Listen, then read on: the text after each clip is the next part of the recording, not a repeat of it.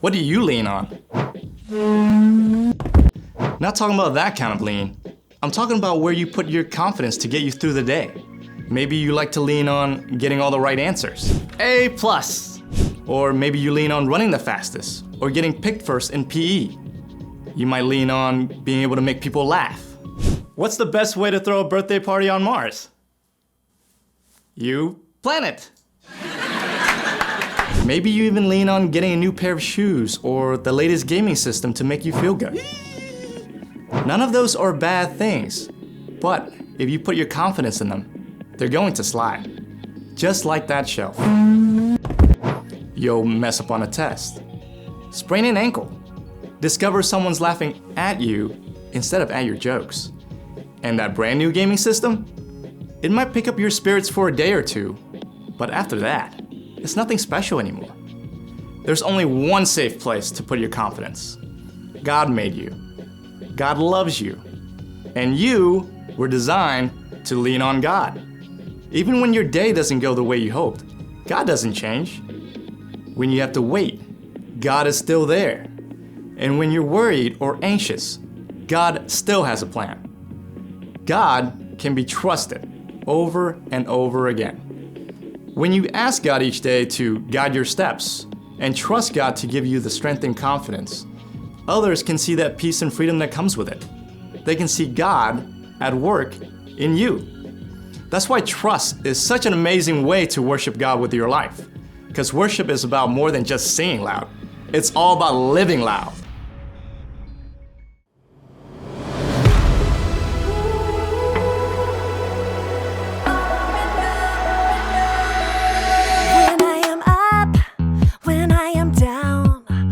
Life turns me around. Should I go left? Should I go right? Should I be walking in circles in my mind? But I know God will make my path straight. I know I'm gonna shout and praise. My God can be trusted over and over and over again. My God can be trusted over and over and over again. Over and over and over again.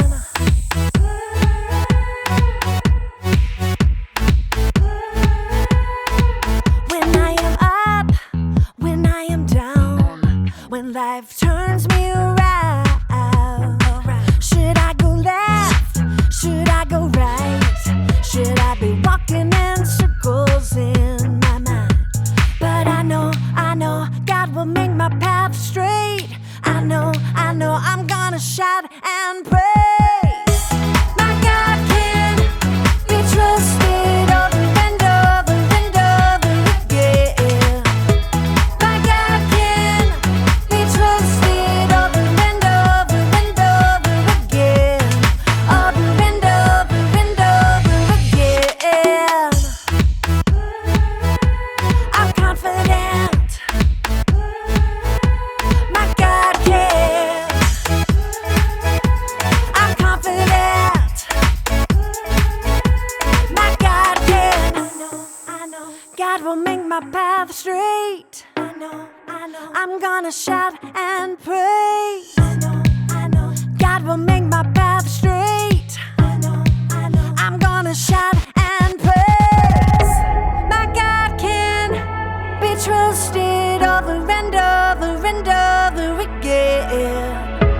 My God can be trusted over and over and over again.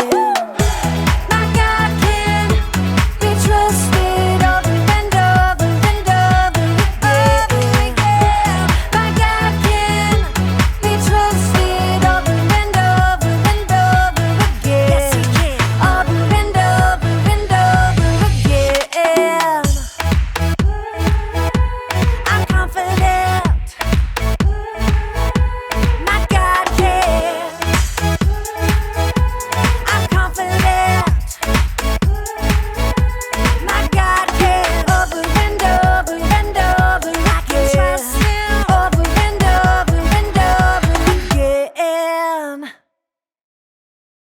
Welcome to Story Lab. This week, we're talking about trust, while we also take a look at a story of a couple who may win the award for the oldest new parents ever. Oh, and wait for this. Wait for it.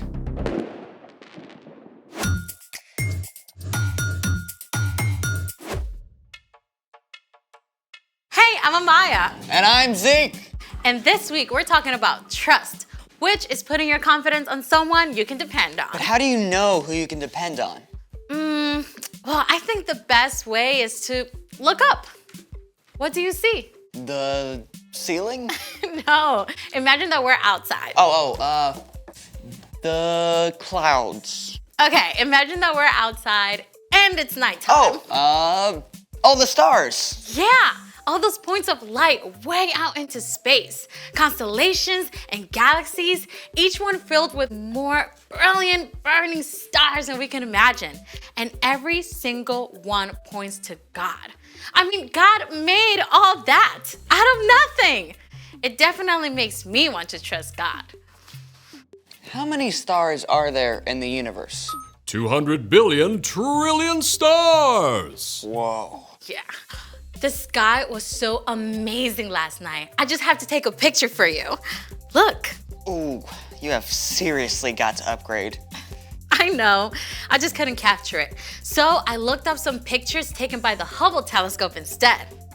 The Hubble Space Telescope has been orbiting the Earth for more than 30 years. It's about the size of a school bus and travels at 17,000 miles an hour, circling the Earth every 97 minutes. Check out this image from the Hubble. Whoa. This is the Prone Nebula. It is 6,000 light years away. Stars are actually formed there, so the Prone Nebula is like a nursery for baby stars. Mind blown. Whoa, wait. I know this one. It's the Veil Nebula. It's a leftover from a supernova that exploded like 20,000 years ago. Yeah, and check that one out. Oh, those look like Christmas lights. Well, the red dots are actually dying stars called red dwarfs, and the bluish dots are burnt out stars called white dwarfs. And they are all part of this huge cluster of stars called the Omega Centauri. Oh, I know him. He's a transformer. I think we're talking about something different. Oh, is that it? I want to see more stars. Well, that's all I've got. Unless What? we can make our very own stars right here in the lab. I'm ready. I don't think you're gonna need those. They're for style. Okay then, let's make it. Follow along and you can do this at home if you like. What have we got, Zeke? Step 1, fill a big jar or vase or tank about 2/3 full of water.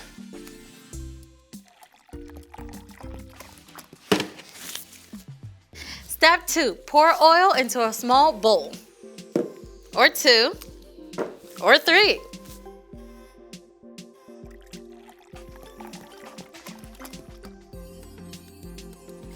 Step 3, add 4 or 5 drops of food coloring to the oil. You can use up to 3 colors.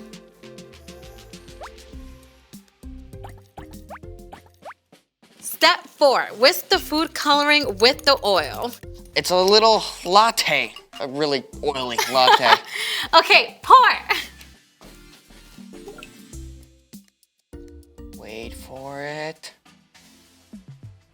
Whoa, our very own shooting stars. Oh, can we see that again? Oil is less dense than water and floats on top. Food coloring is water-based and mixes with water. Once the oil is added to water, the heavier food coloring sinks down. As soon as they hit the water, they dissolve, forming tiny shooting stars. Oh, let's do it again. We've got tons of food coloring. I'd love to make stars all day, but we got a story to tell, and stars are a big part of this one. It's time for The story before the story. Today, we're in the very first book of the Old Testament, Genesis. God made our amazing world, but sin entered the world. People turned away from God and went their own way. So God picked one man, a guy named Abraham. And even though Abraham was like 90 years old and had no kids, God told him to look up. God promised Abraham he'd have more kids than stars in the sky. Yeah, and the whole entire world will be blessed through Abraham's family. But Abraham and his wife, Sarah, they waited for years and years, and they still didn't have kids. Which is where our story starts. We're ready. Hey everyone, I'm Brian. It's amazing how all of creation can talk to us about God. You know, after God told Abraham that he and Sarah would have more kids than there are stars, I bet they went outside at night a lot more. More children than all those stars? Are you sure that's what God said? He promised. He said, we'll have a son. God's promise was clear, but Abraham and Sarah spent years staring up at those stars, waiting and wondering. They were both old, like old enough to be great-grandparents. Could they really have a brand new baby at their age? But at last, one day when Abraham was 99 years old, God met with him again. It was the very hottest part of the day, and Abraham was sitting in the shade of his tent when he saw 3 strangers approaching. Abraham knew right away they were visitors from heaven. He went to greet them and bowed low to show them honor. My Lord, if you are pleased with me, don't pass me by. Let me get some water so you can wash your feet and rest under this tree. Let me get you some food to give you strength, and then you can go on your way. All right. Do as you say. Now, making a fancy meal back then was a lot more than just heating something up in the microwave. Abraham found Sarah in the tent and asked her to bake bread. And then he picked the best calf from his herd and asked a servant to prepare it. Here is some stew and a fresh loaf. My wife makes the best bread in the whole land. Where is your wife, Sarah? Over there in the tent. Now, you had better bet that Sarah was listening in on this conversation. I mean, here are 3 strangers out of nowhere who Abraham believes are from God. I mean, she definitely wanted to know what was up. I will surely return to you about this time next year. Your wife, Sarah, will have a son. Now? After all this time? I'm worn out, and my husband is old. Can I really know the joy of having a baby? The Lord knew exactly what Sarah thought and said to Abraham, Why did Sarah laugh? Is anything too hard for me? I will return to you at the appointed time next year. Sarah will have a son. I didn't laugh. Yes, you laughed. Oof, Sarah seriously got called out there, but God wasn't angry with her. God was gracious to Sarah, and Sarah did become pregnant, and after some time, she gave birth to a baby boy. God has given me laughter. Actually, everyone who hears about this is going to laugh along with us. I'm so old, but here I am taking care of a baby. What should we name him? What about Isaac? Of course, Isaac! You're going to have a big family, little one. As many as there are stars in the sky. The end. So, do you know what the name Isaac means? What? One who laughs. Well, that is spot on.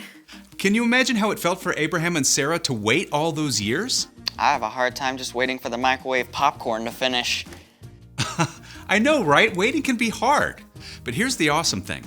God is always trustworthy. God promised Abraham that the whole world would be blessed through his family. And it took hundreds of years, but the whole world was and is blessed because of one of Abraham's descendants. You know who I'm talking about? Yeah, Jesus. You got it. You can trust God all the time, especially when you're having to wait. Thanks, Brian. So, what is our part in the story? Well, maybe you're having to wait for a broken arm or a sprained ankle to heal. You can trust that God is still with you, and God still loves you, and you can ask for God for the patience to keep waiting. I remember when I had to wait forever when my mom said she'd get me my phone. I guess I could have trusted God more instead of just asking her, can I have my phone yet? Can I have my phone yet? Can I have my phone yet? Can I have my phone yet? Okay, yeah, Can we get it. Sorry. I actually had to trust God yesterday. My dad promised to play tennis with me after he got home from work, but then he had a video call that took over an hour. I had to trust God to give me a good attitude. Yeah, the truth is, we're gonna have to wait for things. Sometimes we'll have to wait on God. But even while you're waiting, you can trust that God is still there and that God still cares about you. Got it? Got it. Wait for it. So, here's the thing. Trust God even when you have to wait. Yep, I can't wait for tonight when I get to see the actual stars. I mean, I can wait, but you get it. Thank you for joining us in the Story Lab. See you next time. Here's something to check out while you wait.